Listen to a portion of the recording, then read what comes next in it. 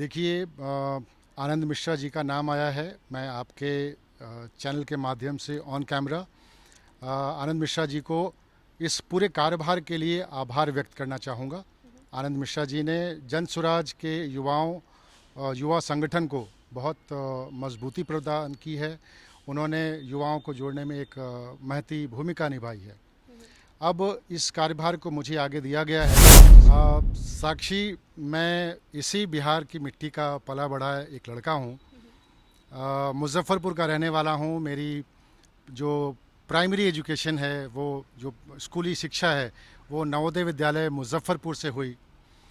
और इसके साथ साथ मैं अपना परिचय इस तरह से भी देना चाहता हूँ कि मैं बिहार के उस युवा वर्ग का परिचायक हूँ जो अपनी साधन और सुविधाओं के अभाव में अपने घर, अपनी मिट्टी को छोड़कर बाहर गया और अब वो वापस अपने घर आ रहे हैं। जहाँ तक तेजस्वी यादव जी का सवाल है, तो तेजस्वी यादव जी युवाओं को क्या दे पाएंगे, इस पे एक बहुत बड़ा सवाल है। तेजस्वी यादव कहते तो हैं कि हम वो युवाओं के नेता हैं, पर उनके पास विजन क्या है, युवाओं के लिए उनके पास क्या रोड मैप है, इसका जिक्र उन्होंने। तेजस्वी यादव जी की सरकार, अगर हम पिछले 30 सालों में बिहार की जर्नी को देखें तो एक जंगल राज था और अब नीतीश कुमार का अफसर राज है। इन दोनों ने ही बिहार के युवाओं की कमर तोड़ी। हम लफ्फेबाजी के साथ किसी को झूठा साबित करके, कोई झूठी बातें खबरें फैला के, किसी के साथ कोई धोखाधड़ी करके, कोई भ्रामक न्यूज़ फैला के, कास्ट क्रीड में बांट के, धर्म हिंदू मुस्लिम में बांट के राजनीति नहीं कर रहे हैं। हम गांधी और अंबेडकर के विचारों के ऊपर, हम उनके सिद्धांतों के साथ, मुद्दों को लेकर, जो 5 मूल मुद्दे हैं जिसको लेकर जनसुराज को लगता है कि बिहार में वो सबसे मुख्य मुद्दे हैं, उनको लेकर हम जनता के पास जा रहे हैं। नमस्कार, न्यूज़ फॉर नेशन देख रहे हैं आप और मैं हूं आपके साथ साक्षी झा। बिहार में विधानसभा का चुनाव नजदीक है, या यूं कह लें कि लगभग अब 3-4 महीने में चुनाव होना है। इसी बीच बिहार की राजनीति में बड़ा उलटफेर देखने को मिल रहा है। एक तरफ आरसीपी सिंह है जो जनसुराज की पार्टी में अपनी पार्टी को विलय कर चुके हैं, एक मंच पर नजर आ रहे हैं, और दूसरी तरफ जनसुराज के बड़े नेता, युवा अध्यक्ष थे, पूर्व आईपीएस रह चुके आनंद मिश्रा, उन्होंने जनसुराज का दामन छोड़ दिया है, या यूं कह लें कि इस बात पर अब मुहर लग गई है। और अब जनसुराज के युवा प्रदेश अध्यक्ष प्रोफेसर कुमार शांतनु को बनाया गया है। हमारे साथ खुद आज इस इंटरव्यू में मौजूद हैं। सबसे पहले आपका बहुत बहुत स्वागत है न्यूज़ फॉर नेशन पर। धन्यवाद साक्षी। मैं आपके और आपके चैनल के माध्यम से आपके सभी श्रोताओं को नमस्कार कहता हूँ। कैसा लग रहा है जनसुराज में आपने ज्वाइन किया है युवा प्रदेश अध्यक्ष के तौर पर? युवाओं के लिए, युवाओं को अपनी पार्टी की तरफ खींचने के लिए आप क्या करेंगे? जनसुराज में ये मेरी जिम्मेदारी कोई पहली जिम्मेदारी नहीं है। मैं इससे पहले जनसुराज के कोर कमेटी का सदस्य भी हूँ और प्रदेश सचिव के पद पर भी था। अभी एक बड़ी जिम्मेदारी प्रदेश के युवाओं को जनसुराज के साथ जोड़ने की, प्रदेश के युवाओं को मेन स्ट्रीम पॉलिटिक्स में लाने की जिम्मेदारी मुझे दी गई है। तो मैं उसके लिए तैयार हूँ और भरपूर कोशिश करूँगा। एक रोड मैप बनाकर पैन बिहार, पूरे बिहार में हम एक मुहिम शुरू कर रहे हैं जिसमें हम हर वर्ग से, हर ज़िले से, हर गांव से युवाओं को हम जनसुराज के साथ जोड़ेंगे और बिहार की राजनीति में उनकी भागीदारी सुनिश्चित करना, ये मेरी मुख्य प्राथमिकता रहेगी। इस वक्त सबके जहन में बस एक ही सवाल चल रहा है कि कौन है प्रोफेसर कुमार शांतनु, जो अचानक से बिहार की सियासत में आए और जनसुराज में युवा प्रदेश अध्यक्ष बन गए। तो सबसे पहले आप हमारे दर्शकों को अपना परिचय दे दीजिए कि आखिरकार कौन है प्रोफेसर कुमार शांतनु। साक्षी, मैं इसी बिहार की मिट्टी का पला बढ़ा एक लड़का हूँ। मुजफ्फरपुर का रहने वाला हूँ। मेरी जो प्राइमरी एजुकेशन है, वो जो स्कूली शिक्षा है, वो नवोदय विद्यालय मुजफ्फरपुर से हुई। और इसके साथ साथ मैं अपना परिचय इस तरह से भी देना चाहता हूँ कि मैं बिहार के उस युवा वर्ग का परिचायक हूँ जो अपनी साधन और सुविधाओं के अभाव में अपने घर, अपनी मिट्टी को छोड़कर बाहर गया और अब वो वापस अपने घर आ रहा है। बिहार की व्यवस्था और बिहार के बदहाली को देखते हुए बिहार में अपने बदलाव के रास्ते पर चलने के लिए एक कंधा लगाने के लिए मैं यहाँ पर आया हुआ हूँ। तो 12वीं की शिक्षा के बाद मैंने अपनी आगे की शिक्षा दिल्ली विश्वविद्यालय के हंसराज कॉलेज से की। ग्रेजुएशन पोस्ट ग्रेजुएशन वहीं से है और फिर एमफिल पीएचडी और बाद में मौका मिला तो मैंने एलएलबी भी दिल्ली यूनिवर्सिटी से किया है। 2005 से मैं शिक्षा जगत में पढ़ा रहा हूँ और जहाँ तक राजनीति का सवाल है तो मैं शिक्षक संघ की राजनीति से जुड़ा रहा हूँ। मैंने तकरीबन 10-12 साल शिक्षक संघ की राजनीति दिल्ली विश्वविद्यालय में की। वहाँ पर कांग्रेस की एक इकाई है intake, Indian national teachers Congress, मैं उसका एग्जीक्यूटिव मेंबर रहा और मैं 4 वर्षों तक दिल्ली यूनिवर्सिटी के एकेडमिक काउंसिल का मेंबर रहा हूँ, इलेक्टेड मेंबर रहा हूँ। इसके अलावा मेरा एक और परिचय है, मैं मैं भारतीय वायुसेना के द्वारा मुझे एक ऑनररी कमीशन दिया गया फ़्लाइट लेफ्टिनेंट का। और जहाँ तक समाज सेवा की बात है तो मेरा एक एनजीओ है आरपीएस फाउंडेशन, रघुबीर प्रसाद शाह फाउंडेशन, उसके माध्यम से मैं लोगों तक पहुँचता भी हूँ, समाज सेवा भी कर रहा हूँ। और अब जब कि प्रशांत किशोर बिहार की गलियों में जा रहे हैं, बिहार के गाँव में जा रहे हैं, वहाँ के लोगों का आह्वान कर रहे हैं, उनकी वहाँ के युवाओं को बुला रहे हैं कि बिहार की राजनीति में अपना सक्रिय योगदान दें, अपनी भूमिका को सुनिश्चित करें। तो मैं ऐसे मुहिम में कंधा लगाने के लिए जनसुराज के साथ जुड़ा हूँ।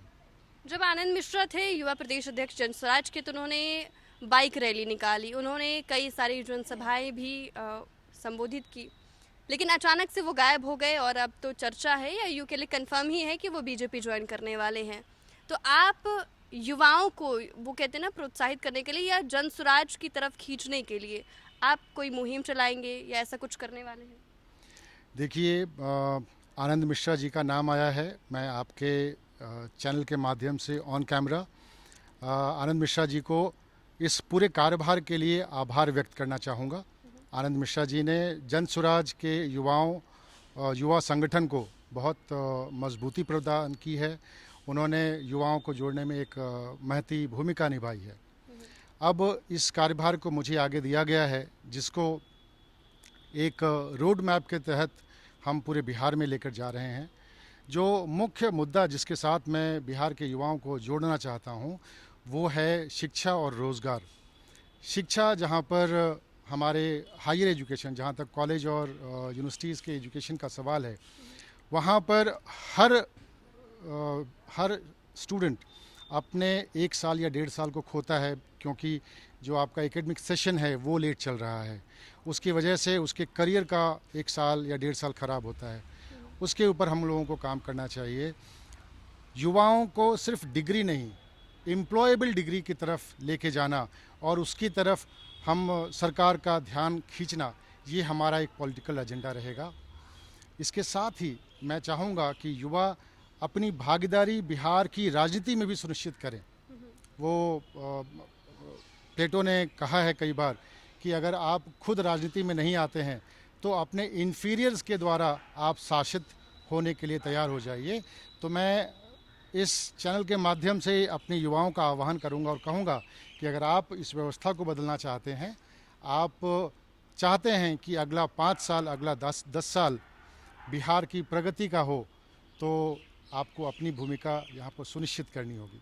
तेजस्वी यादव प्रदेश के युवा नेता में से एक हैं, खुद को सीएम फेस बताते हैं या महागठबंधन के कह ले तो सीएम फेस ही हैं। ऐसे में आपकी पार्टी से युवा नेता का जाना कितना डैमेज करेगा आपकी पार्टी को, जनसुराज को? क्योंकि प्रशांत किशोर के भी काफी करीबी थे आनंद मिश्रा, जितना अब तक हम लोगों ने देखा। आनंद मिश्रा हम सभी के करीबी हैं और आगे भी रहेंगे। पॉलिटिकल जर्नी जो जहाँ जैसे जाए, ये व्यक्तिगत चॉइस होती है। जहाँ तक तेजस्वी यादव जी का सवाल है, तो तेजस्वी यादव जी युवाओं को क्या दे पाएंगे, इस पे एक बहुत बड़ा सवाल है। तेजस्वी यादव कहते तो हैं कि हम वो युवाओं के नेता हैं, पर उनके पास विजन क्या है, युवाओं के लिए उनके पास क्या रोड मैप है, इसका जिक्र उन्होंने अभी तक कहीं नहीं किया है। मुझे लगता है कि इससे पहले कि कोई अपने आप को युवा नेता घोषित करे या युवा उसको स्वीकार करे, युवाओं के लिए उनके पास क्या रोड मैप है, उनकी क्या योजनाएं हैं, उनके पास पॉलिसी इश्यूज़ क्या हैं, वो ज़रूर सामने आना चाहिए। तो मुझे लगता है कि इस मामले पे युवाओं का उनसे भ्रम जो है धीरे धीरे टूटता जा रहा है। तेजस्वी यादव से मतलब भ्रम टूट रही है। निश्चित रूप से अगर आप सिर्फ नारेबाजी करके और लोगों को उद्वेलित करके कोई राजनीति करना चाहते हैं तो बहुत लंबे समय तक नहीं चलेगा। आज के युवा को रोज़गार चाहिए, आज के युवा को एम्प्लॉयमेंट चाहिए, आज के युवा को शिक्षा चाहिए, आज के युवा को नौकरी चाहिए। सिर्फ झूठे वादों के ऊपर युवाओं को कब तक आप बहलाएंगे? तो मुझे लगता है कि उस मामले में तेजस्वी यादव बिल्कुल फेल रहे हैं और युवाओं का उनसे भरोसा धीरे धीरे टूटता ही जा रहा है। लेकिन इन सब जिस बात की आपने जिक्र की, युवाओं को रोज़गार चाहिए और एजुकेशन सिस्टम ठीक हो, इन सब बातों पर तो खुद मंच पर आकर तेजस्वी यादव कहते हैं कि हमारी सरकार आएगी तो हम ये कर देंगे। महिलाओं को लेकर उन्होंने काफ़ी महिलाओं पर फोकस किया है कि 2500 देंगे हर महीने माई बहन मान योजना के तहत। तो आपकी पार्टी भी कुछ ऐसा सोची है क्या, स्कीम कुछ महिलाओं के लिए? देखिए, तेजस्वी यादव जी की सरकार, अगर हम पिछले 30 सालों में बिहार की जर्नी को देखें तो एक जंगल राज था और अब नीतीश कुमार का अफसर राज है। इन दोनों ने ही बिहार के युवाओं की कमर तोड़ी है। मैं उसी जनरेशन का प्रतीक हूँ जहाँ पर उचित शिक्षा ना मिले तो यहाँ से पलायन होता है, रोज़गार ना मिले तो यहाँ से पलायन होता है। आज आप बिहार के गांव में जाकर देखें, बिहार के गांव से युवाओं का पलायन पूरी तरह से हो चुका है। अब जब चुनावी साल आता है तो आप पलायन को रोकने की बात कहते हैं, वो भी तब जब पिछले 2 साल से जन स्वराज पलायन को लेकर एक मुहिम चला रहा है। पलायन को रिवर्स करने के लिए जन स्वराज अपना रोड मैप दे रहा है। तब तेजस्वी यादव या फिर नीतीश कुमार और अब तो राहुल गांधी भी बिहार में आके महागठबंधन की सरकार बनाने के नाते पलायन के बारे में बात कर रहे हैं, कन्हैया कुमार बात कर रहे हैं। पर आप बताइए कि जब इनकी सरकार थी तब उन्होंने ये स्थिति क्यों पैदा की? आज बिहार जो मज़दूरों की फैक्ट्री बना है उसके पीछे इन्हीं लोगों का तो हाथ है। जब आरजेडी शासन में थी, जब जेडीयू शासन में थी, जब आरजेडी और जेडीयू दोनों मिल के शासन कर रहे थे तब उन्होंने कौन से स्कीम्स लाए थे, तब उन्होंने युवाओं के लिए क्या किया? तब उन्होंने युवाओं का शोषण किया। यहाँ पर बिहार को मज़दूरों की फैक्ट्री बनाया। 10वीं पास 12वीं पास बच्चे यहाँ से बाहर जाकर नौकरी करते हैं और छठ में गाय बकरी की तरह ट्रेनों में बैठकर लदे हुए घर वापस आते हैं। आप ये भी देख लीजिए कि यहाँ पर आप डिग्रियाँ तो बांट देते हैं लेकिन उस डिग्री के पीछे एम्प्लॉयबल जो उसका इंडेक्स है वो सबसे कम है पूरे राष्ट्र में। आप उस डिग्री में किसी भी तरह का रोज़गार योग्य आप अपने युवा को नहीं बनाते। ये सारी कमियां, इन सारी कमियों का ठीकरा तो इन्हीं दोनों सरकारों पे फूटना चाहिए, क्योंकि जब वो सरकार में थे, जब उनकी बारी थी पॉलिसी को बदलने की और बनाने की, तब वो फेल हुए। आज चुनावी साल में सिर्फ जुमलेबाजी से ये काम नहीं हो सकता है। एक और सवाल है मेरा कि प्रशांत किशोर से आपकी मुलाकात कहाँ हुई? प्रशांत किशोर जी से मेरी पहली मुलाकात 2023 सितंबर महीने में हुई थी, जब वो पद यात्रा कर रहे थे मेरे गांव धरफरी में। मैं धरफरी गांव से, वही नवल बाबू के गांव से बिलोंग करता हूं, और उस रास्ते से गुज़र रहे थे। मुझे उनके बारे में पता चला। मैं व्यक्तिगत रूप से उनसे आकर मिला क्योंकि मैं उनकी बातों से और उनके विचारों से प्रभावित था। मैं उस गांधीयन थॉट का हिमायती हूँ, उस अंबेडकर की विरासत का हिमायती हूँ, जहाँ समाज में समता और समरूपता के आधार पर राजनीति की जाती हो और गुड गवर्नेंस रखा जाता हो। तो मेरी पहली मुलाकात प्रशांत किशोर से 2023 सितंबर के महीने में हुई थी। बस वो एक मुलाकात पर इतना भरोसा करके प्रशांत किशोर ने आपको इतनी बड़ी जिम्मेदारी दे दी? उस मुलाकात के बाद हमारी मुलाकात उसके बाद होती रही। हमने अपने आइडियाज़, अपनी बातें रखी। प्रशांत किशोर जी के साथ जब मुझे लगा कि अब इस पार्टी के गठन में हमको अपना कंधा देना चाहिए, तो मैं पार्टी का संस्थापक सदस्य भी बना।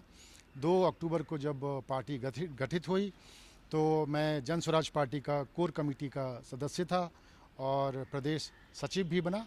और अब इस जिम्मेदारी के लिए मुझे चुना गया है, जिसको मैं पूरी निष्ठा के साथ, और मुझे पूरा विश्वास है कि इसमें सभी युवाओं का सहयोग मुझे भी मिलेगा और जनसुराज इस पूरी मुहिम में सफल होगा। अभी बिहार बदलाव यात्रा पर निकले हैं प्रशांत किशोर, लेकिन इससे पहले भी नीतीश कुमार हो, तेजस्वी यादव हो, दोनों ही नेता बिहार यात्रा पर निकल चुके हैं। मतलब कई बार निकले हैं, लोगों से मुलाकात भी की है। तो क्या लग रहा है कि प्रशांत किशोर के इस यात्रा पर निकलने का क्या असर होगा? देखिए, जब नीतीश बाबू बिहार यात्रा पर निकले थे तो सरकारी खर्चे पर सरकारी दामाद बनकर पूरे शहरों में, जहाँ पर आप सरकारी तंत्र का पूरा दुरुपयोग करके आप लोगों तक पहुंचते हैं और वहां पर भी अपनी बात कहने में, अपनी बात जनता तक पहुंचाने में आप सक्षम नहीं होते हैं, ये नीतीश बाबू के बिहार यात्रा का फेलियर है। तेजस्वी जी हेलीकॉप्टर से हेलीकॉप्टर घूमते हैं, एक चौराहे से दूसरे चौराहे तक पहुंच के कहते हैं कि हमारी यात्रा पूरी हो गई। तो आप लोगों तक नहीं पहुंच रहे हैं, आप सिर्फ जनता को भ्रम पैदा कर रहे हैं। अगर आपको लोगों तक पहुंचना है तो आप गाँवों तक पहुंचिए ना। आपको अगर पहुंचना है तो आप पहुंचिए लोगों के पंचायतों तक, आप पहुंचिए गांव की महिलाओं तक। हम जनसुराज के लोग जब नीतीश बाबू के गांव गए थे, कल्याण बिघा गए थे, आप समझिए कि हम किस राजशाही तंत्र में जी रहे हैं, किस ऑटोक्रेटिक इन्वायरमेंट में जी रहे हैं कि आप बिहार के नागरिक, भारत के नागरिक होते हुए आप भारत के गांव में पैदल नहीं जा सकते हैं। क्यों? क्योंकि वहाँ आपके सरकारी तंत्र ने आपको जाने से मना कर दिया है। क्यों? क्योंकि वो आपके मुख्यमंत्री का गांव है। इस तानाशाही को आप कब तक बर्दाश्त करेंगे? आप कब तक इस जोर ज़बरदस्ती की राजनीति के साथ सरकार और सत्ता में रहेंगे? नीतीश बाबू तो थक गए हैं, मानसिक रूप से भी और शारीरिक रूप से भी। अंतिम पारी खेल रहे हैं। जनता बिल्कुल तैयार बैठी है इस सत्ता को बदलने के लिए और जनसुराज एक बहुत मजबूत विकल्प की तरह सामने आ रहा है। जनसुराज पूरे जोश में इस बार। जनसुराज सिर्फ जोश में नहीं है, जनसुराज पूरी जिम्मेदारी के साथ अपनी बात लोगों तक रख रहा है और जनता मालिक है। मैं आपको विश्वास दिलाता हूं कि जनता का फैसला सिरोधार्य होगा, लेकिन जनता तक हम पूरी जिम्मेदारी के साथ अपनी बात भी रख रहे हैं। हम मुद्दों की राजनीति कर रहे हैं। हम लफ्फेबाजी के साथ किसी को झूठा साबित करके, कोई झूठी बातें खबरें फैला के, किसी के साथ कोई धोखाधड़ी करके, कोई भ्रामक न्यूज़ फैला के, कास्ट क्रीड में बांट के, धर्म हिंदू मुस्लिम में बांट के राजनीति नहीं कर रहे हैं। हम गांधी और अंबेडकर के विचारों के ऊपर, हम उनके सिद्धांतों के साथ मुद्दों को लेकर, जो 5 मूल मुद्दे हैं जिसको लेकर जनसुराज को लगता है कि बिहार में वो सबसे मुख्य मुद्दे हैं, उनको लेकर हम जनता के पास जा रहे हैं। उन मुख्य मुद्दों में सबसे पहला काम शिक्षा का है। हमारे 15 साल के बच्चों के लिए एक अच्छी शिक्षा की व्यवस्था हो। उसके बाद रोजगार की व्यवस्था। सिर्फ नौकरियां देने से हमारा बिहार और हमारे विकास का ग्राफ नहीं सुधरेगा। नौकरी तो आप समझिए 1947 से लेकर आज तक आपने जितनी भी नौकरियां दी हैं, सरकारी नौकरियां दी हैं, वो हमारे पॉपुलेशन का सिर्फ 2% है। तो आप सिर्फ सरकारी नौकरियों के भरोसे अगर आप कहेंगे कि आपने बिहार बदल दिया, तो ये थोथे सिर्फ लफ्फेबाजी है, सिर्फ भाषणबाजी होगी। आपको रोज़गार यहाँ पर देना पड़ेगा, रोज़गार के साधन मुहैया करने पड़ेंगे। आपको महिलाओं को कम दर पे देना पड़ेगा, उसको कहते हैं लोन, और उसके साथ उनके रोज़गार की व्यवस्था करनी पड़ेगी। ये जो हम अपने गार्जियंस को, हम अपने वृद्धा लोगों को 400 रुपये का पेंशन का भीख देते हैं, इससे ज़्यादा शर्मनाक बात नहीं हो सकती। पूरे भारत में बिहार में वृद्धावस्था पेंशन सबसे कम है। एक ऐसे वर्ग को जिसने अपनी पूरी ज़िंदगी खपाई हमारे भविष्य के लिए, उसको हम सिर्फ 400 रुपये के वृद्धावस्था पेंशन पे छोड़ रहे हैं। इसको बदलना होगा। एक सम्मानजनक मानदेय कम से कम 2000 रुपये का उनको देना चाहिए। ये कुछ मुद्दे हैं। कृषि का जो हाल है, जो यहाँ पर जो नकदी, जो कैश क्रॉप की बात हो रही है, उसके ऊपर हमें काम करना पड़ेगा। कन्वेंशनल एग्रीकल्चर से हमारे किसानों का भला नहीं हो सकता। उसको मनरेगा की स्कीम से जोड़ने की बात हम कहते हैं।